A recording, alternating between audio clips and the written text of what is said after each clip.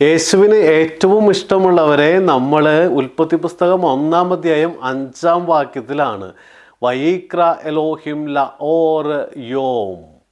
ഇന്ന് നമ്മൾ കാണുവാനായിട്ട് പോകുന്ന പദമാണ് യോം എന്ന് പറയുന്ന ഹീബ്രു പദം.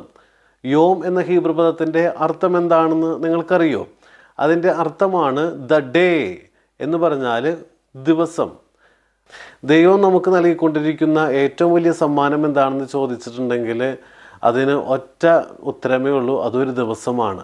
ദിവസം എന്ന് പറയുന്നത് ദൈവം നമുക്ക് നൽകിയിട്ടുള്ള ഏറ്റവും വലിയ സമ്മാനമാണ്.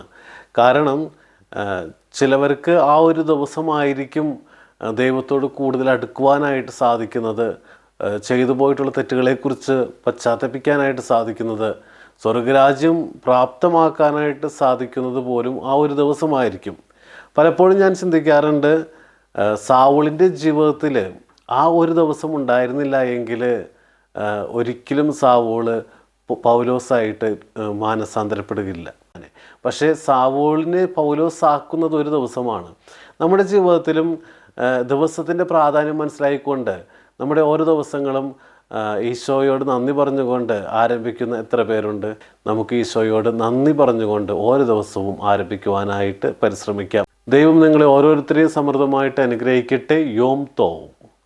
ഈ വാക്കിൻ്റെ അർത്ഥം നിങ്ങൾക്ക് മനസ്സിലായെങ്കിൽ കമൻറ്റ് ചെയ്യാനായിട്ട് മറക്കരുത്. ഈ രണ്ട് വാക്കും ഇപ്പോൾ നമ്മൾ പഠിച്ചു കഴിഞ്ഞ ഹീബ്രു പദങ്ങളാണ്.